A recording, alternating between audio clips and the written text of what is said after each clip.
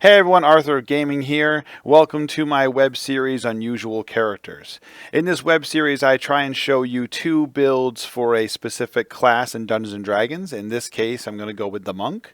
And give you a racial build that is optimal for the class and a racial build that is suboptimal for the class. And try and show you the differences and what actually... the differences are and how in the long run generally they don't really make all that big of a deal.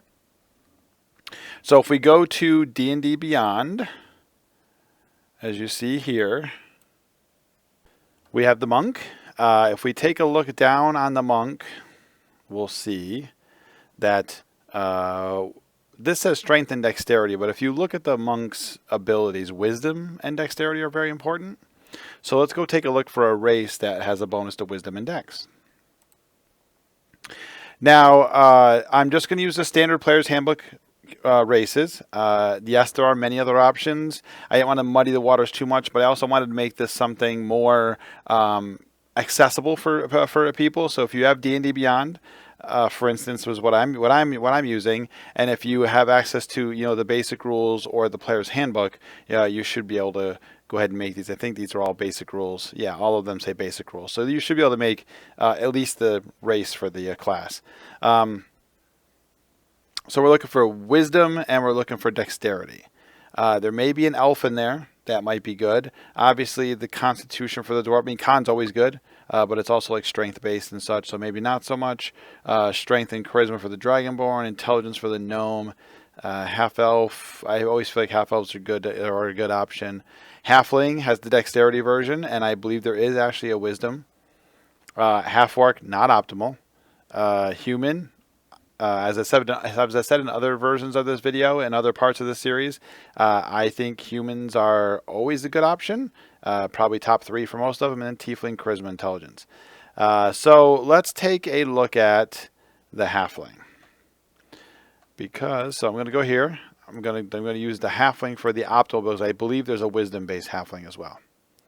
So we're going to go with the standard. I call it the standard Monk, which is the optimal version of the Monk. Let's go with the Halfling, and let's take a quick look. The Ghostwise is +2 to Dexterity and +1 Wisdom, actually. So Ghostwise is actually a good option. So let's do that. Let's do the Ghostwise Halfling. All right, here we go.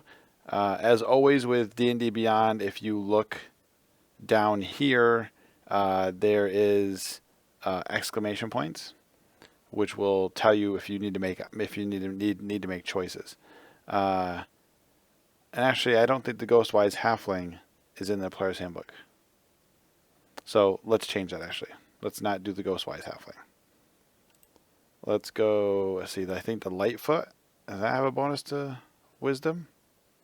Charisma. And how about the Stout? I think it's probably Constitution, isn't it? Constitution. Okay. So no, we're going to stick with the Ghostwise Halfling. We're going to stick with it. I'm not sure if it's in the Player's Handbook or not. I don't think it is, but we're going to go with it anyway. Monk.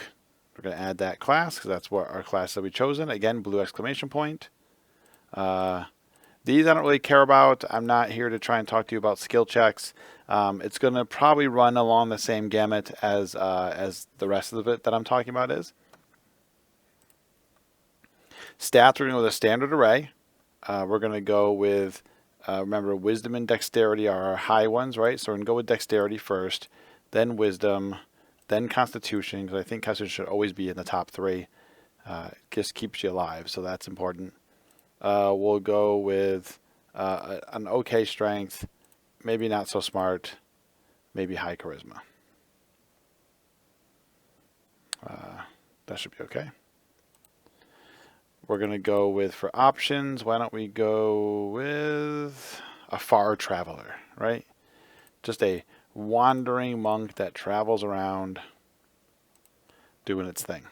For equipment, we're just going to take just the standard stuff that they have because I'm just using this to show you for statistical purposes. All right, that's going to be our optimal. So now let's pick a suboptimal, or as I like to call them, the unusual. So unusual monk.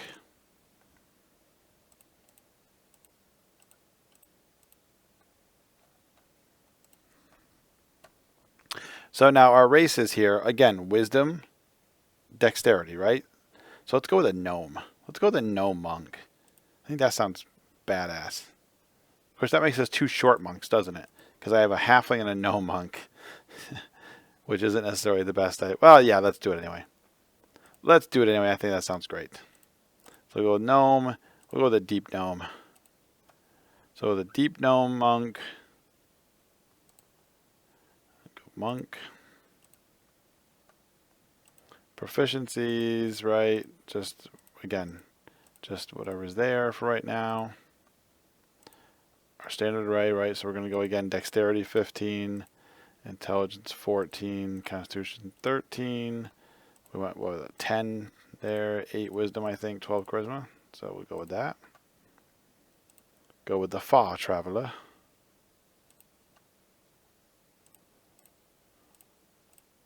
I think I once had a group of adventurers called the Far Travelers. Short sword. Right, this should all be the same stuff I chose with the other character. So the point is to make everything as equal as possible and only see the racial difference. I'm going to equip my items, which is only my 2 weapons, right? Go to my other character, do the same thing, equip my items. Okay. So let's now take a look at the standard monk. Remember, standard is the optimal we'll go with. Ghostwise Halfling Monk, level 1. We have 9 hit points and a 15 AC. Not so great. As far as our actions go, so our dart or our short sword are +5 to hit, +3 to damage. And if we look over at our other monk, his actions should be the same, +5, +3. Big difference here. Our AC is only 13 for our 9 hit point monk. So we are seeing a difference, right? This is where we're seeing a bit of a difference. And this is because, why is his AC 13? His, oh, did I put that's why. Hang on. I put my stat in the wrong spot. Let's go to my abilities. My intelligence is not supposed to be 14. My wisdom is supposed to be 14.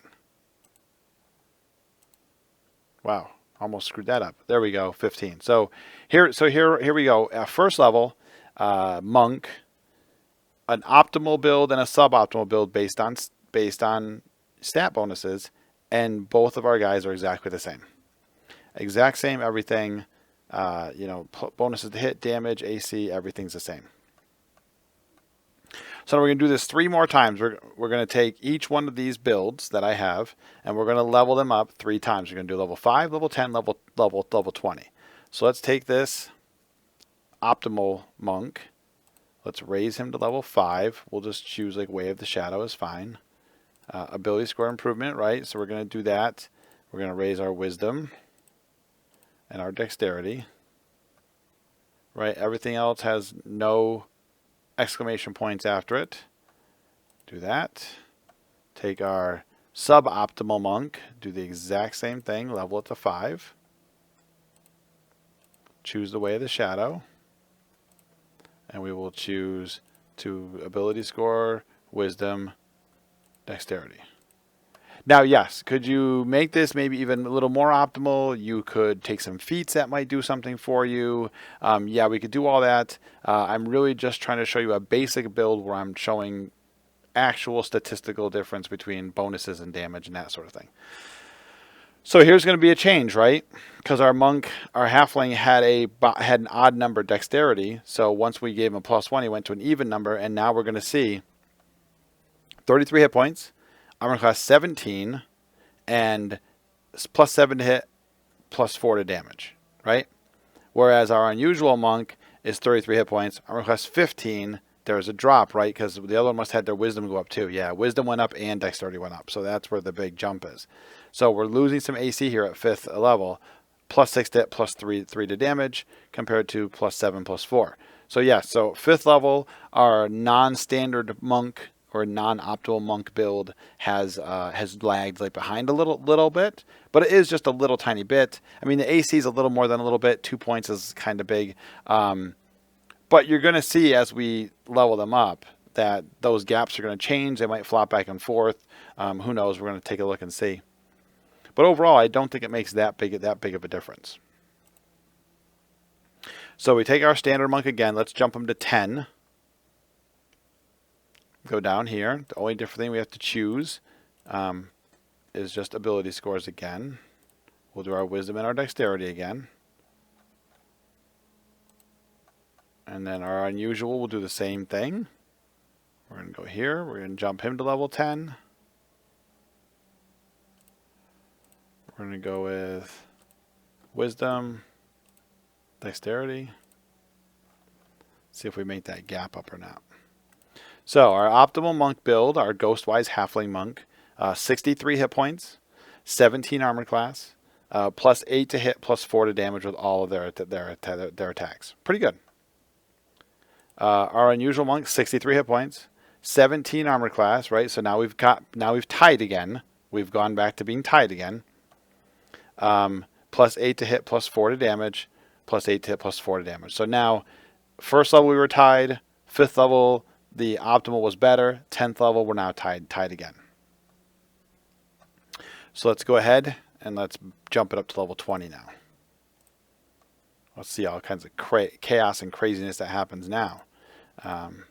Again, we're going to do our wisdom, dexterity until we can't do them anymore. There will become a time where they'll be 20 and we cannot improve them anymore, like wisdom, and dexterity is no longer an option, right? So we'll go with constitution. And then ability for improvement, wisdom is still an option, constitution. Okay. So he's done. Our unusual monk. Bring him to level 20. Again, blue exclamation points, right? Ability score, wisdom, dexterity. Oops, not feet. Sorry. Wisdom, dexterity. Probably this one is not maxed out. It's wisdom yet. It has not done it yet. Wisdom. Dexterity is no longer an option, so we'll go with wisdom again, right? Because okay, let's see what happens here. So, 20th level monk, Ghostwise Halfling, our optimal build. 143 hit points, averaging about 7 per level, not terrible. 20 armor class, also good. +11 to hit, +5 to damage. Compared to our unusual monk, which has 123 hit points. Okay, so now we lagged behind. Con went up on the other one. I could have, instead of raising the wisdom, I could have put the con up on this one as well, but then I would have been behind in armor class because my wisdom was only a 19. It's now a 20 if you see here, and that adds to the armor class, you know, having the +5. So I could have gone with a 19 armor class and the same amount of hit points. +11 hit, +5 to damage, which is also the same as +11 hit, +5 damage. So overall, the only difference at level 20, and as I've said in other videos, I feel like whenever you're making character, you should always kind of look towards making a level 20 character and what you want to end up with. So this Deep Gnome Monk level 20, which is not optimal as far as stat bonuses go, ends up having the same armor class, the same attack, the same damage as our optimal character. Yes, the hit points lagged like behind. So there is changes. Obviously, that's why one is optimal, one is not optimal. So that's, you know, part of the difference here. But I think overall, I think this shows that yes, there'll be some variance throughout the levels as you go, whereas one build will be better than the other. But I think in the long run, I don't think playing a suboptimal character, suboptimal based on race, really hurts your character all that much. and I've said in other videos as well that I would not like to go to Gen Con or any of those places to play with other people, maybe in like an Adventurers League game or something, sit down and come across 4 other people playing Ghostwise Halfling Monks. Like, could it be kind of funny for one time to have just a bunch of group of monks running around? Sure, that could be kind of fun. But if it kept happening, I don't know how fun it would be. It wouldn't be fun for me. Not my kind of fun. I'd rather show up with some weird, monk that no one else is playing, and because they're weird, I'd write some crazy backstory for it or something. So, as always, guys, thank you for watching. Please subscribe to my channel. I appreciate you guys more than you know. Like my video, comment, let me know what kind of videos you guys want to see. If there's more stuff about D&D you'd like to see me do. I have videos up about board games, unboxing of board games, D&D stuff, D&D Beyond stuff. Let me know. Let me know what kind of stuff you're into, what kind of content you might want to see. I will try and do my best to accommodate what I can.